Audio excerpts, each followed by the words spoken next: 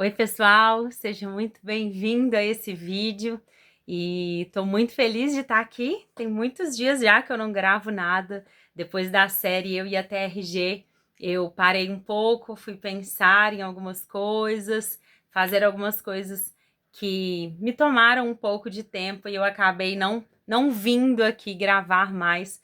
Mas eu confesso que é algo que eu acho muito gostoso. Sentar aqui, falar, né, sobre coisas que são importantes e coisas que também dão norte, dão esperança para as pessoas. E eu quero te agradecer se você está aqui nesse vídeo e te pedir, né? Se inscreve nesse canal, curte. Se esse conteúdo é relevante para você, se ele é importante para você, envia ele para alguém que você sabe que vai fazer um bom uso também desse vídeo, que vai tirar dali esperança, motivação para ser uma pessoa melhor, para buscar cura emocional. Então, eu conto com você para poder compartilhar esse vídeo. E hoje, vim até de amarelo, né? Hoje é o último dia, o dia que eu tô gravando esse vídeo. É o último dia de setembro. E eu queria falar um pouco sobre o Setembro Amarelo. Todo mundo já falou, todo mundo já postou algo, mas eu queria trazer uma reflexão breve sobre esse mês. Eu fiquei pensando que muitas vezes a gente não sabe onde começou o Setembro Amarelo. Você sabe quando que começou o Setembro Amarelo? Por que que começou? Você sabe o que significa o Setembro Amarelo? Então, o Setembro Amarelo, ele é uma prevenção contra o autoextermínio, contra o suicídio. E é um tema muito delicado, né? E as pessoas não gostam muito de comentar, não falam muito sobre, mas esse tabu deveria ser quebrado, né? Porque a ignorância, ela é quebrada com o conhecimento, né? Então a gente pode, quando a gente fala sobre o assunto, a gente explica, a gente ensina, e mais ainda, quando a gente dá esperança para alguém que está vivendo isso, a gente pode impedir ali que essa pessoa faça algo contra a própria vida. Então, o Setembro Amarelo começou em 1994, após um norte-americano retirar a própria vida. E ele tinha só 17 anos. E no velório dele, os pais e os amigos dele entregaram cartões com mensagens de apoio a quem estivesse lutando também contra dores emocionais. E ele tinha um carro amarelo. Então, para homenageá-lo, os pais colocaram uma fitinha amarela ali naqueles cartões e entregaram para as pessoas. E isso deu início a uma grande campanha, né, para conscientizar as pessoas contra o suicídio, o autoextermínio. E isso é muito importante, porque ninguém levanta num dia e fala, hoje eu vou acabar com a minha vida. Não é do nada, não é de repente. E não é frescura, não é para chamar a atenção. As dores da alma daquela pessoa, elas já estão tão avassaladoras que aquela pessoa, ela não quer acabar com a vida, ela quer acabar com a dor que ela está sentindo. Então, alguém que tenta contra a própria vida é alguém que já caminha em dores emocionais por muito tempo. Só que às vezes ela não dá sinais, não sinais claros.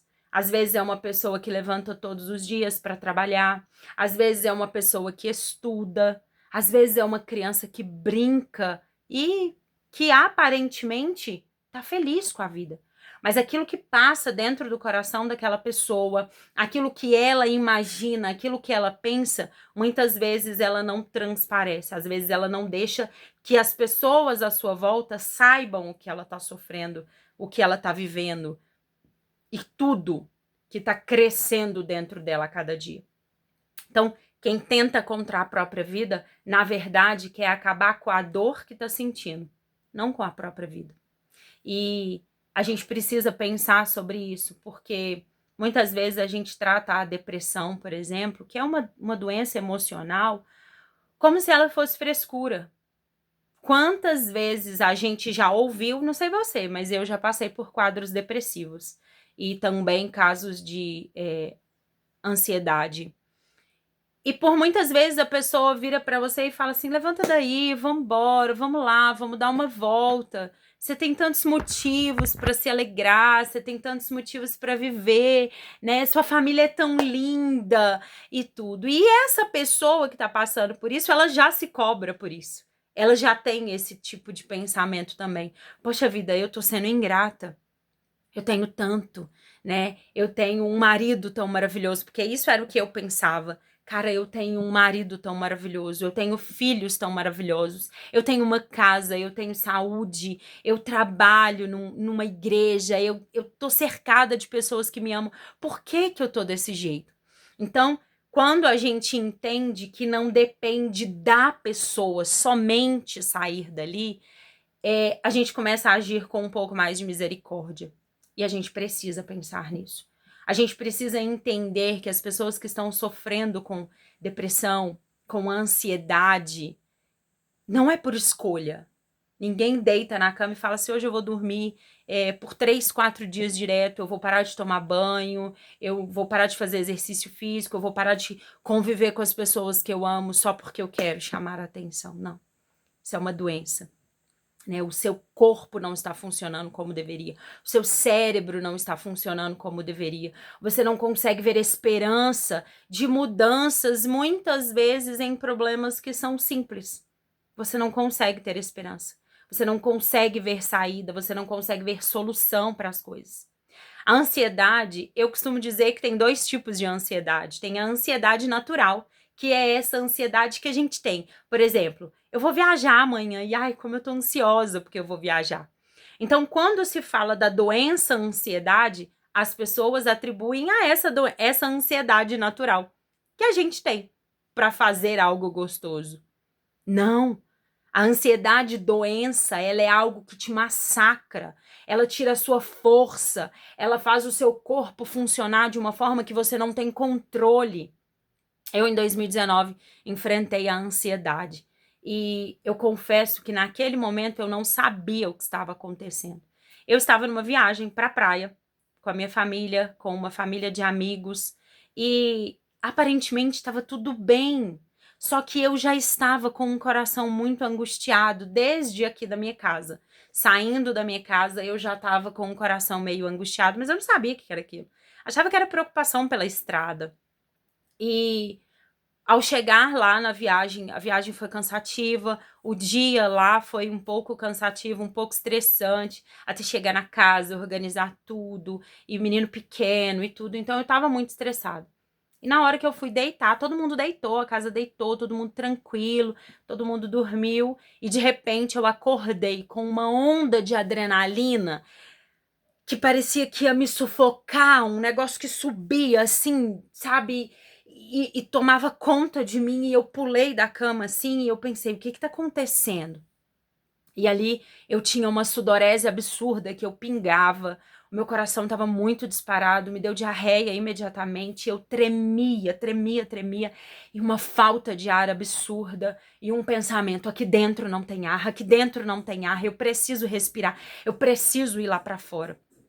Mas quem gosta de viajar com farofeiro, eu gosto, sabe, né? Na sala tinha gente dormindo, no quarto do lado tinha gente dormindo, no chão do quarto que eu tava tinha gente dormindo, e eu pensava, eu não posso incomodar as pessoas, eu não posso falar o que tá acontecendo, nem eu sabia o que estava acontecendo. E ali foi uma longa noite, longa noite, com uma crise absurda de ansiedade.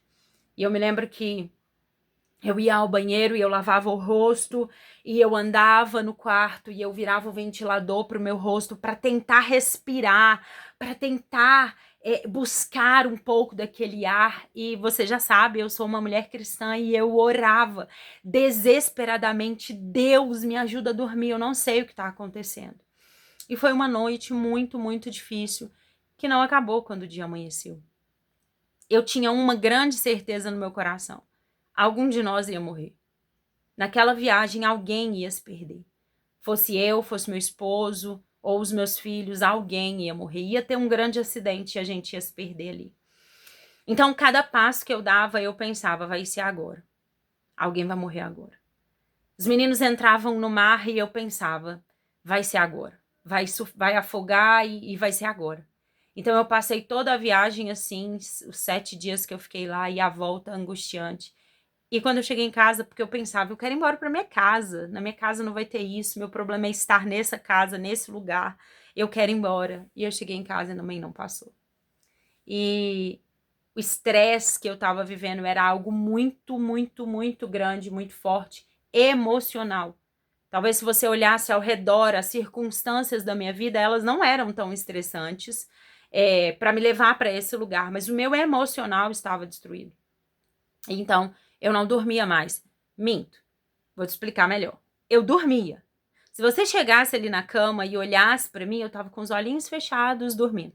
Mas a minha mente, ela não desligava. Quer saber como que eu vivia? Liga um fone bem alto e coloca os 2 fones. Liga um som bem alto e coloca os 2 fones. Mas não coloque em música, porque música é gostoso. Coloque numa rádio, onde tem muita falação, tipo reportagem, ou melhor, como é que fala aquele negócio quando o jogo tá passando e aquele homem vai ali falando do jogo? Meu Deus, era aquilo ali, era aquilo ali. E uma narração de futebol. E aquela falação na minha cabeça, e era assim. Se eu conversasse com você durante o dia, tudo que a gente conversou eu repassava de madrugada, dormindo. Então, quando eu acordava, eu estava completamente exausta, eu estava desesperada e eu tinha um cansaço de alma que não passava. E foi muito complicado, porque quando eu fui ao médico, ele me explicou que eu estava num quadro de estresse, que eu tinha tido, era uma crise de ansiedade, eu estava enfrentando ali um quadro de pânico e que eu precisava tomar medicação. Só que para mim, a medicação era algo que me colocava num lugar de inutilidade, de improdutividade, um lugar de fracasso. Essa é a palavra. Eu me sentia fracassada. E eu me arrastei de janeiro de 2019 até maio de 2019, lutando com tudo isso, porque eu achava que me render à medicação era um fracasso. Até que em maio eu não aguentei mais, voltei ao médico e o médico conversou comigo, explicou que aquilo era algo no meu cérebro, não era falta de Deus. Porque eu pensava, eu não sou uma boa cristã porque eu tô passando por isso. Eu não sou uma mulher de Deus porque eu estou passando por isso. E hoje eu vim aqui para te dizer que isso é uma grande mentira. Se a sociedade onde você vive, a comunidade onde você vive, te coloca isso, entenda, isso é uma mentira. Por exemplo, se você hoje contar para alguém que você tá com hipertensão, alguém vai falar que você não é uma pessoa boa? Que você é uma pessoa preguiçosa? Ou que você não tem Deus? Se você contar para alguém que você tem diabetes, as pessoas vão falar que é porque você não é uma pessoa de Deus? Que você não é um bom cristão? Não.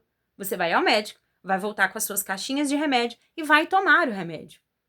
E foi nesse momento que eu entendi, cara, é o meu cérebro que não tá bem. O meu corpo não está funcionando bem. E eu preciso ajudá-lo a voltar a trabalhar bem. Isso é um estado onde eu estou. É uma fase. Vai passar e eu vou voltar a ficar bem. Então eu aceitei tomar a medicação. Tomei tarja preta por alguns meses para conseguir dormir. Tomei antidepressivo alguns meses para conseguir acordar. E fiquei nisso por algum tempo. E mudei alguns hábitos. Eu saí de casa. Até ali eu trabalhava, eu ficava só em casa cuidando dos meus filhos. E entenda, eu não estou julgando quem é mãe em tempo integral. Eu só estou dizendo que ser mãe em tempo integral pode ser muito estressante, extremamente estressante, porque a gente se cobra muito e a gente tá num trabalho que não tem fim. O trabalho com a casa não tem fim, trabalho com os filhos não tem fim, trabalho com o esposo não tem fim. Então essa rotina de casa, ela pode sim ser muito massacrante, muito estressante. E eu já estava inserida nela há 11 anos. Então eu entendi. Cara, eu quero sair de casa, quero trabalhar fora, quero ver gente, quero pegar ônibus. Parece loucura, mas era o que eu precisava naquele momento. E então eu fui trabalhar, fui enfrentar um escritório, e que é uma rotina que eu não gosto. Quem me conhece sabe que eu sou bem dinâmica, gosto de coisas que eu posso falar, posso andar, posso ir, posso vir. Mas fui ali enfrentar um escritório, trabalhar no computador, e aquilo para mim era maravilhoso. Pegar o ônibus lotado de manhã parecia assim um evento para mim. Andar no centro de Belo Horizonte e olhar o tanto de movimento que tinha, aquele tanto de gente andando no centro. E eu pensava, cara, quanta vida tem aqui fora. E não é porque na minha casa não tinha vida. Tinha vida. Tinha 3 crianças o dia inteiro brincando, pedindo, precisando de mim, tinha uma casa para cuidar, mas eu precisava de algo diferente naquele momento. Então eu me submeti à medicação, eu me submeti a sair, né, da minha rotina, que naquele momento era estressante para mim, e eu busquei Deus. Eu acho que a fé, ela é um dos pilares para a gente sair desse lugar de depressão e ansiedade.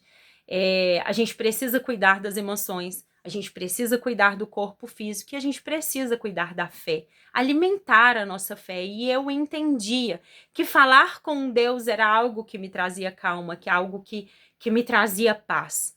Então, meses depois, eu me vi muito melhor.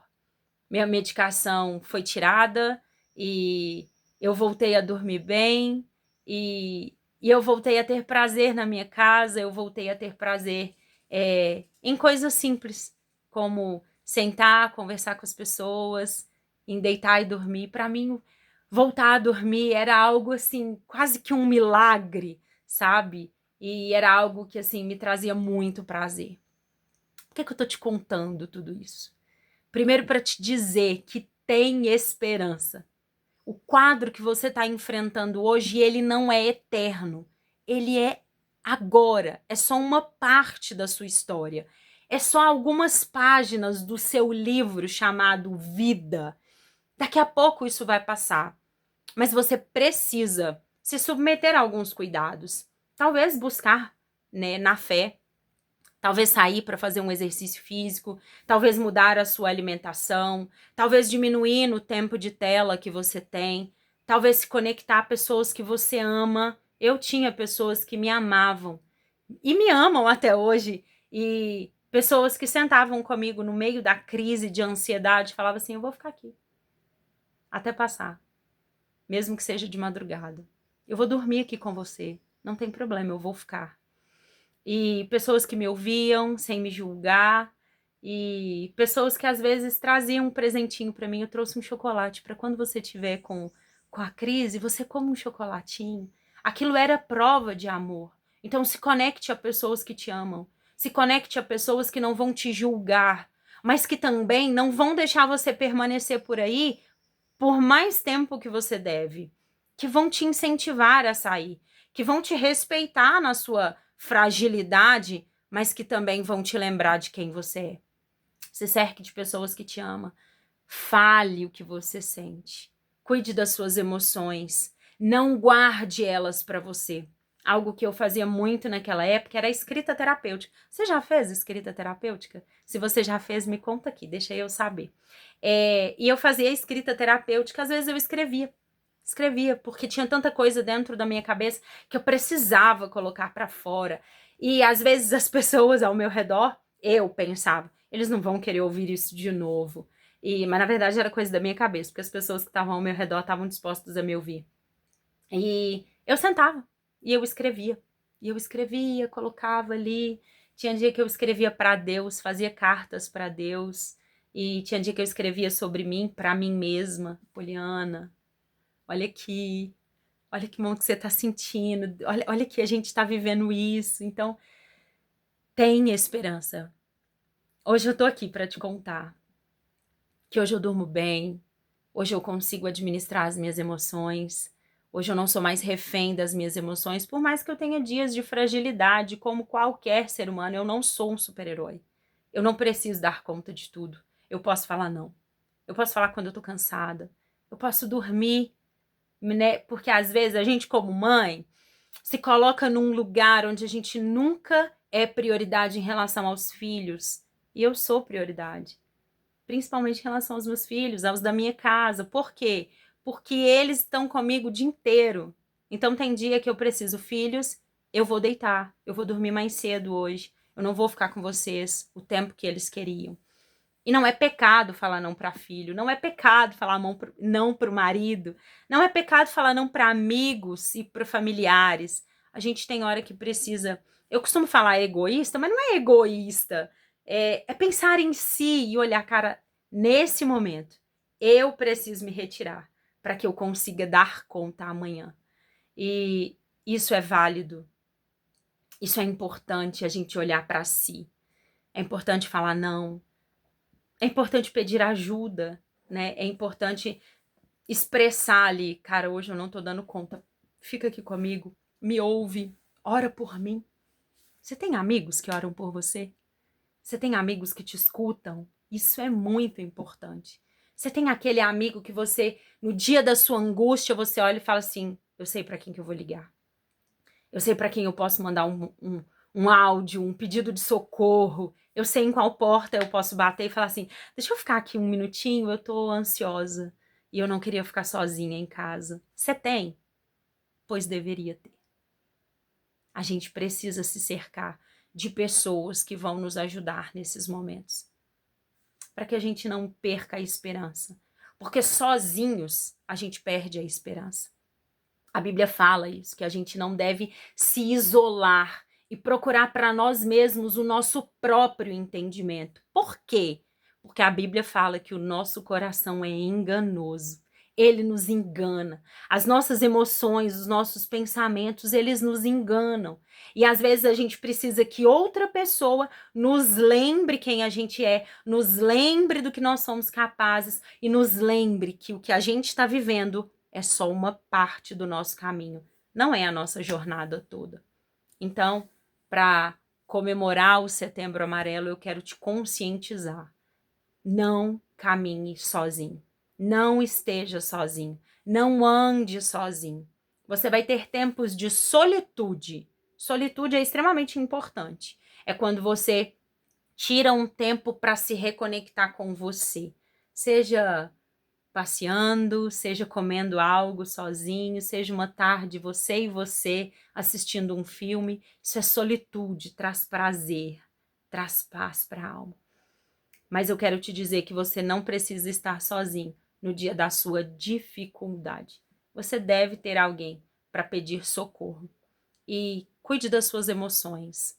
Trate as suas dores. Dores não vão embora com o tempo. Isso é algo que precisa ser dito e entendido. Dores precisam ser tratadas para que você consiga superá-las. E não perca a esperança. E talvez você é alguém que está próximo de alguém que sofre com dores emocionais. Tenha paciência. Busque ajuda para você, para que você se fortaleça para poder fortalecer essa pessoa. Tenha paciência. Ajude, escute sem julgamento. Se você é um cristão, não fale que é falta de Deus. Não é falta de Deus. Nos meus momentos de ansiedade, talvez era o tempo que eu mais orava, pedindo a Deus socorro. Então não é falta de Deus. É falta de coisas aqui dentro. Falta de convicções aqui dentro. Falta de esperança aqui dentro. E excesso de dor aqui dentro. Então tenha misericórdia de alguém que você conheça que enfrente isso. Pegue na mão dessa pessoa. Vá com ela. Talvez para uma caminhada. Talvez senta, ouve. Talvez você precise aconselhar. Talvez você precise orar por essa pessoa. Talvez você vai ficar ao lado dela em silêncio, segurando a mão dela numa crise de ansiedade, falando para ela, daqui a pouco vai passar. Respira comigo. Vai passar. Então é isso. Queria só te lembrar, você não tá sozinho. Se precisar de algo e você não tem com quem contar, pode me chamar. Vamos conversar. Talvez eu não possa resolver todos os seus problemas hoje, mas eu posso te ajudar a superar as suas dores emocionais. Então, conta comigo. Conta comigo. Eu vou estar aqui para o que você precisar, ok? Obrigado.